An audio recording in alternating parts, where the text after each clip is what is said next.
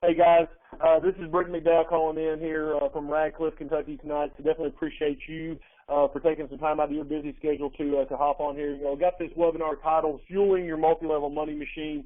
And the reason I picked that is simple. You know, you look at this front picture. This is a people business. A lot of times people get confused and think that our products are Zija products.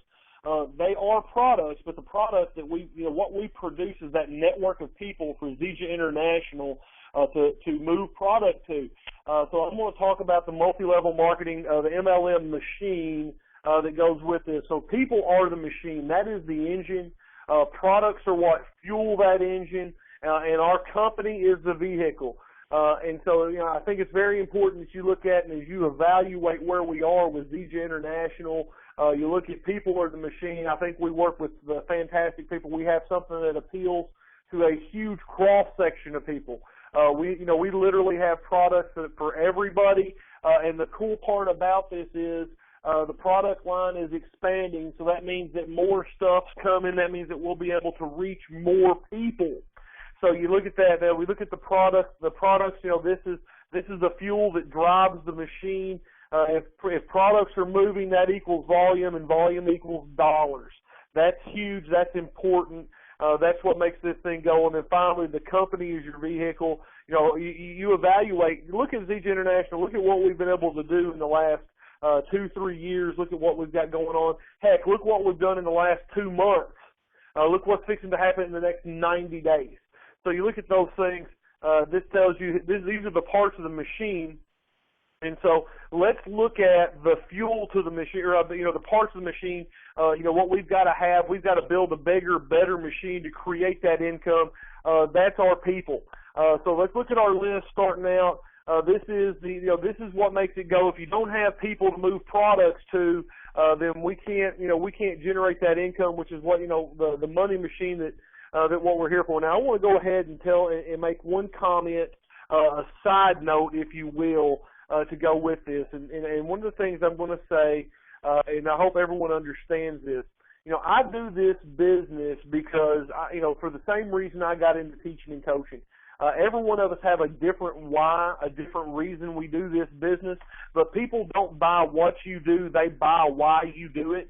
And I think it's important that everyone understands that the reason that I do this business is a few. There's several folds to it, but I'm going to tell you, it's because I felt from a young age I have felt called, if you will, to do what I can to make a difference, to do what I can to have an impact, to do what I can to help people better their lives. That's why I got into teaching and coaching. Before I decided to become a teacher and coach, for those reasons, I thought about becoming a doctor.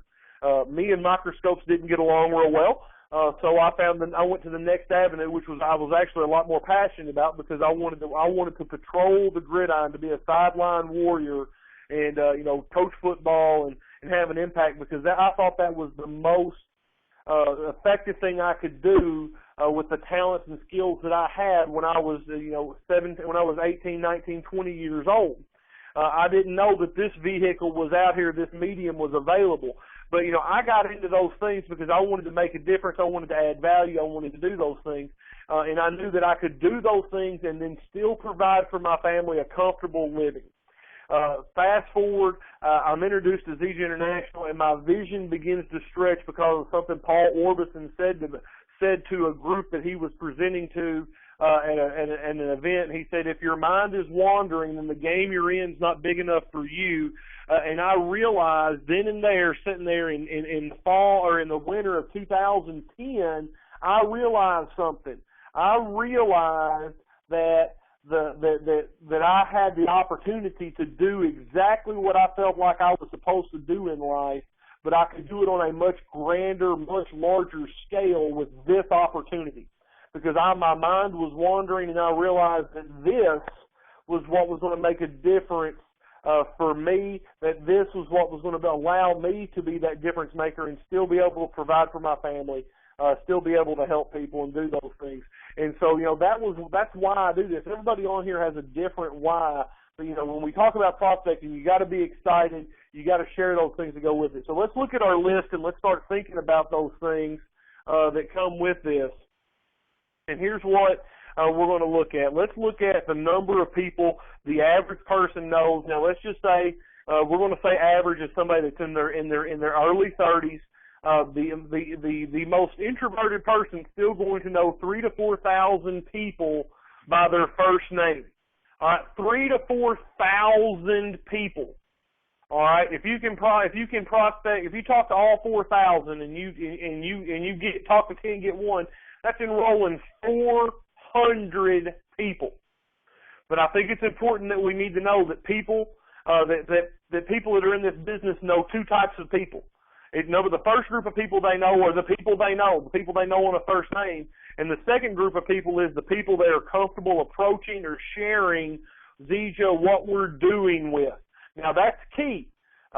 There's some of you on this list that I know that I'm sitting here looking who's in attendance tonight, and I know that there's some of you that you know a lot more people that are on your list because you've kind of qualified people. Well, I'd be comfortable talking to them. They might need the product. They might be interested. And so you have dramatically cut your pool and your resource of people down because, for whatever reason, your comfort level, you basically prejudging whatever, you've eliminated a lot of your options because it's not the people you know. You're only writing down the people that you think might be interested or the people that you're comfortable with. Don't want to step on any toes, but if I get close, that's okay because I'm probably hitting some truth. And that's okay because then you get to decide, is Britten right? And am I going to, is he right? If he is, yes. Am I going to change? Am I going to get out of that comfort zone? Now, here's the thing about your list. Your list is the lifeblood of your business. This is a people business, so you got to have people. People are the engine for your residual income machine. I've got a typo there. Don't worry when you're writing down things. Don't worry if somebody needs the product. And this is what you got to realize: we all eat food. Therefore, since we all eat food, we are not getting the nutrition that we need because the food chain has been broken. So, if someone consumes food, then they, by default, need our product. Next, if your list is not on paper, if your list is in your head, then that's where your paycheck will be. You have to write your list out. Having your list written out allows you to refer to it. Well, Britten, I've got a text list. I've got a contact group on my phone. I don't care. Write it out. Get a notebook. Write it out. There's something about putting pen to paper that changes your thought processes. It allows you to look for and think of other people as you take the time to write that name out. It's amazing the memories that can be triggered. Now, the last thing I'll tell you here is be self-aware. Know what you are and recruit what you're not. If you're a disorganized hot mess, find somebody that's cool, calm, and collected, got their stuff together. If you're kind of an introvert, find an extrovert. If you're a salesman, find someone that's a teacher. If you're a recruiter, find a trainer. You have to recruit what you're not. And if you look at the leaders that we have inside of Excellence Elite, that's the case. I've got we have some of the finest people inside of all the company. And one of the things I can say is that we definitely complement each other, that we're not clones to go with that. So let's look at the categories for your list. Some of you may have heard some of these before, but I'm going to go into a little more detail than I have in the past about each category. Hustlers, humanitarians, heroes, and have-tos. Hustlers, these are your folks that are always looking for a deal. They're always looking to make money. This is a person that has a job, and then they pick up something on the side, and then they find out that if they do a little bit, they do an odd job here, they do an odd job there, they're able to add income to their family in a way that allows them they're continually on the go. They're on the move. They're not afraid of hard work. They understand how to work smarter, not harder sometimes, but sometimes they know that they just got to work hard. They're not afraid to fail because they know if they fail, they'll just get up the next day and try again. They have multiple streams of income most of the time coming in. And more than likely, they are going to be some type of business owner, do something for themselves in order to generate income. Now, how many of you tonight, when I'm going through these characteristics and these traits, have thought of somebody that you don't have on your list right now? How many people have done that? How many of you are thinking of somebody right now? If you need to take time to write that down right now, get on it, because you have to be able to do that. You've got to add to your list. You should be adding 2, 3, 4 people a day to your list, meeting new people, doing whatever you can to be able to do this, to go through and to be able to get things done along those lines. All right, let's go to the next slide here if I can get my button to work here. The next slide for is humanitarians. All right, humanitarians are servant leaders. These folks are involved in everything.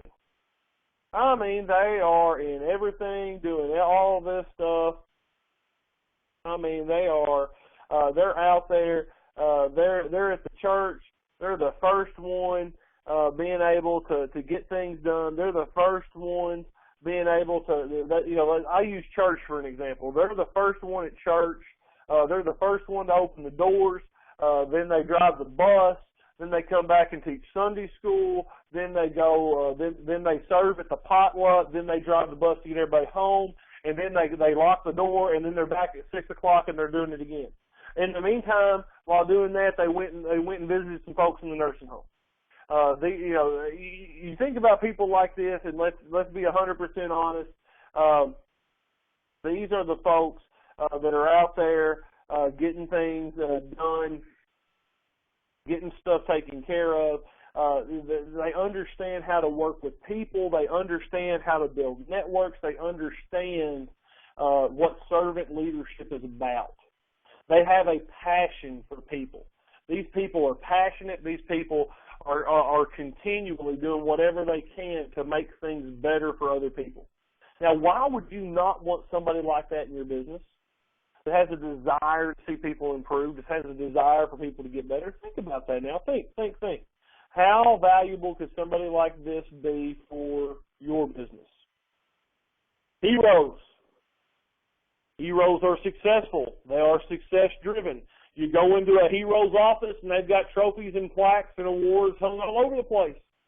They might drive a flashy car, but they have influence because they're successful, because people know that when the hero speaks, that something's fixing to happen. The people know that when the hero acts, bigger things are coming. They have a track record of success. They have a track record of being able to do lots of different things.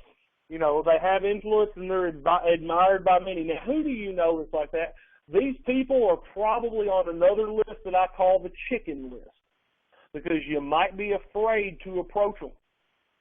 Now, I know there's some coaches on here tonight. There's probably people that you're afraid to approach that are on your chicken list, afraid to get out there and get after them. So, you got to look at that, think about that. But the heroes are, this might be that successful lawyer, that might be the doctor, that might be the guy that's the commercial real estate guy.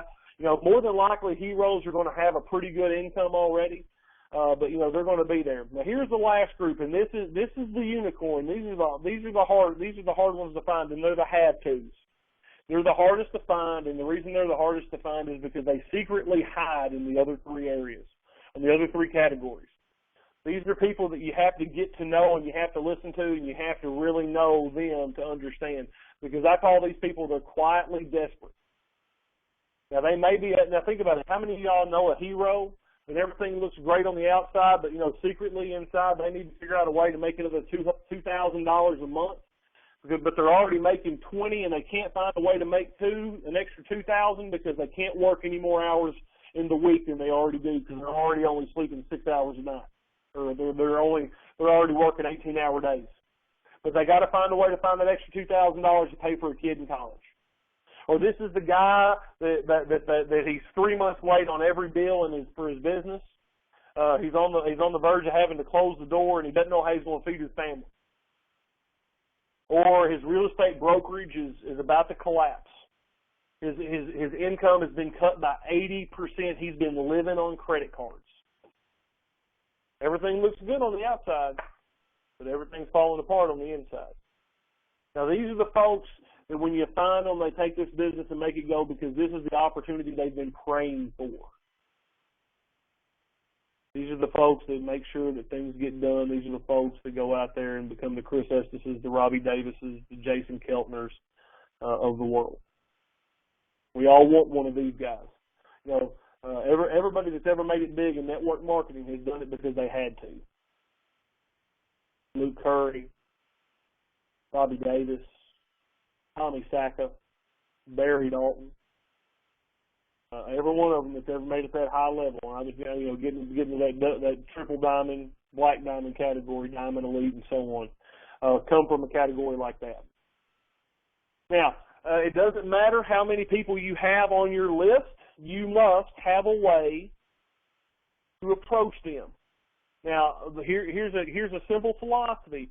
2 a day brings freedom my way.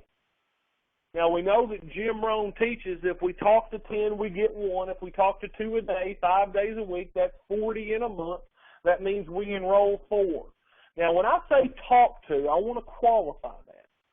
That does not mean that you do all the talking, that you tell them about everything, and that you try to convince them why they need to do CG International. I guess I should say that we should listen to 2 people a day. Listen to 2 people and find out what their circumstance and their situation is. Listen to 2 people to find out where they are. Find out what they need so that we can then meet them where they're at. So that we can be the ones that introduces them to an opportunity to dramatically change everything, whether it be their financial situation, whether it be their health situation, whether it be the fact that they have no time and that's what they're looking to get, whatever it is. We have to listen. We have to ask the right questions. We have to pay attention. We have to look for ways to add value. We have to look for ways that maybe what we have is the solution for the problem that they've got. That's what we have to do. And there's a lot of you on this line today, on this webinar, and there's even more that aren't on here that should be, that the reason their business isn't growing, the reason their business isn't exploding is because they're not talking to 2 people a day. They might be talking to 1 person a week because they're only talking to a third of the people that they know because that's only the third of the people that they're comfortable with sharing these products and this opportunity. There's another group of people that I'm going to tell you right now that they're only looking for sick people, and they're letting hundreds of people that are praying for an opportunity pass by them because they're only looking for people that are sick because they can't approach somebody about the business that they're only comfortable sharing the product with. Now, that's okay because you're still sharing some stuff, but it's going to dramatically limit the potential of your business. And it's going to cause you to miss. And I'll repeat, it will cause you to miss people who could literally take your business from a few $100s a month to a few $1,000s a week because you don't approach in the right way. When you're peaking, less is more. Don't talk, listen. This is a key point here. Don't talk about your story. Tell other people's story. If you talk about your story, you're opening yourself up for the hard questions. Well, Britten, what do you mean? And this is what I mean. If you talk about what the product's done for you, and you talk about what you're doing in the business and the people that you're talking about and what you're doing, then they're going to say, well, how much money have you made? Nobody wants to hear you talk about you.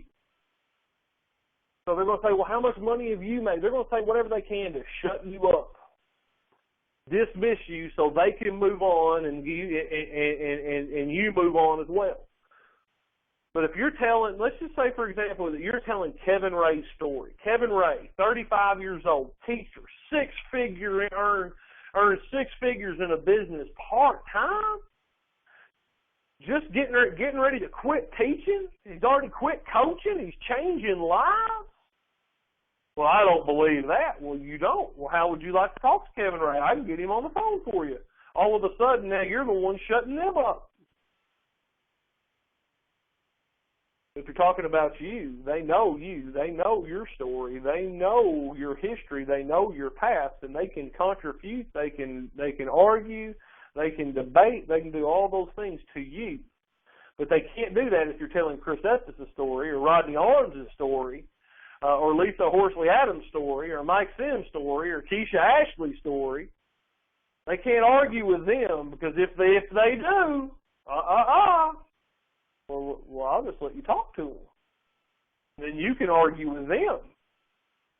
And all of a sudden, that cynic, that your protester now has not a leg to stand upon. When prospecting, we must be excited. There is nothing that is more effective than one-on-one direct interaction when prospecting over the phone or in person. Because in person, they can see the fire in your eyes. They can hear the why coming across your voice. On the phone, they can hear that. You know, I've got people that, I texted so-and-so and they ignored it. Well, let me tell you something. If somebody were to call and tell you today, or you were to find out your doctor finds out that you've got 6 months to live, and this is going to be some major life, some heavy information, do you want it in a text message, or do you want somebody to have the decency to pick up the phone and call? You know you want them to call. So why would you not? So if you're billing this as potentially life-changing information, why are you texting somebody? Because it's easy to hide behind a keyboard or a phone screen. That's why. The rejection doesn't hurt as bad if they just ignore it. Well, get over it. It's no. Some will, some won't. So what? That's why you got to talk to more than one person a month or more than one person a week. Because some of us can't get out of that comfort zone. And so, we don't do it. Well, if you make up for numbers, what you lack in skill, your skill gets better, you keep the numbers up, and then all of a sudden things start to change. Now, keep it system simple. Don't vary from the recipe. No more, no less. If you jack the recipe up, you jack the results up. Most people stray from the recipe. Most people stray from the recipe, and when they do it, they're foolish for thinking they're going to get the same result. It's like if we're going to boil water, we take water from the faucet, we put it in the pot, we put the pot on the stove, we turn the burner on high, and we wait till the water boils.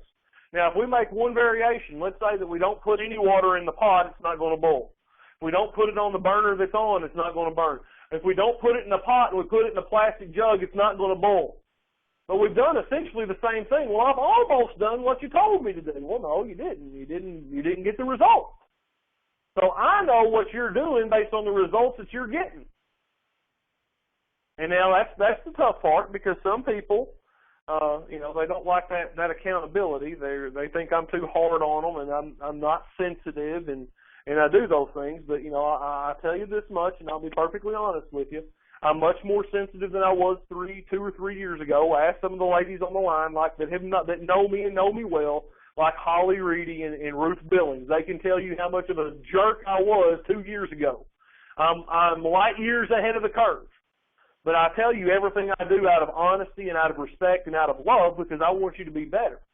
I want you to be what you possibly be. I want you to achieve the success that is within you, so for all the world to see. But that necessarily doesn't happen sometimes. Sometimes people, they block their own success. They block their own chance to shine. They block their chance to be more than they ever thought they could be, because they don't believe they can. I can't remember exactly how Henry Ford says, but whatever you believe about yourself is the truth. If you believe you can be great, you'll be great. If you believe you can't, you won't. Last slide. Peaking is best done by asking questions. When talking with people and you've listened to them, you know what their situation is, you know how they are, you know where they're at, you've met them where they're at. Then you ask questions, and then you ask them if they're, hey, do you value your health? If you could earn more money, would you? Would it benefit your family? Are you open to looking at some info?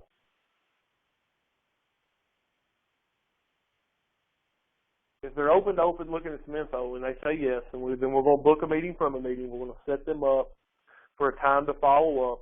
We're going to set them up for a chance to share this information. We're going to set them up for a chance to do this, and then when we know when they can look at it, then that sets our follow-up up. We want to put a little pressure on them. We want to give them a deadline, set a specific time.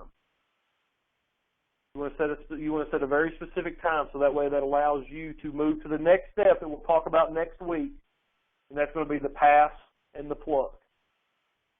We're going to talk about feeding. Next week's going to be feeding the beast, the pass and the plug, and then we're going to invite to present to get there, to get going with it. So, ask the questions, ask them if they're open. If somebody says, well, what is it, and they don't answer your question, push them for an answer. Every one of you on this line have kids or work with kids in your life. If you were to ask a kid a question and they were to evade the answer, you're going to push them to get the answer, yes, especially with the yes or no question. If somebody says, you keep your options open for making money. Well, what is it? Hang on a second there. Stop the press. I didn't ask you if you want to know what it is. I said, do you keep your options open, yes or no? If you don't say yes, then that's a no. If you say no, then that's not a yes. I understand that. Yes or no. Well, what is it? Either you're open or you're not. Do not give them a bit of information until they answer the question you've asked. Make them respect you and answer your question. Yes or no.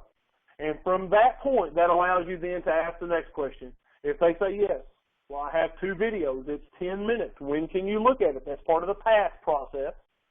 And when you set up the BAM fam, the book a meeting from a meeting, then it's a matter of sticking in. We never follow up in person. We always stick to our appointments. We do it all over the phone because that allows me to bring in my lifeline, my expert, my storytellers, and everything else. So I hope this has been beneficial for the first 2 steps of getting started. I know we've got some brand new people. I'm so excited to see Marcus on here, to see Cheryl on here. You guys are just starting out. We've got a veteran in here. I see Bev's working on the mobile device in there. So, Bev, hope you're doing well. But definitely appreciate everybody for being on here. Holly, you're much too kind, and Ruth, you are too. Appreciate what you ladies do with your drive, and appreciate what each and every one of you do. And then we got Bill and Frank on here also.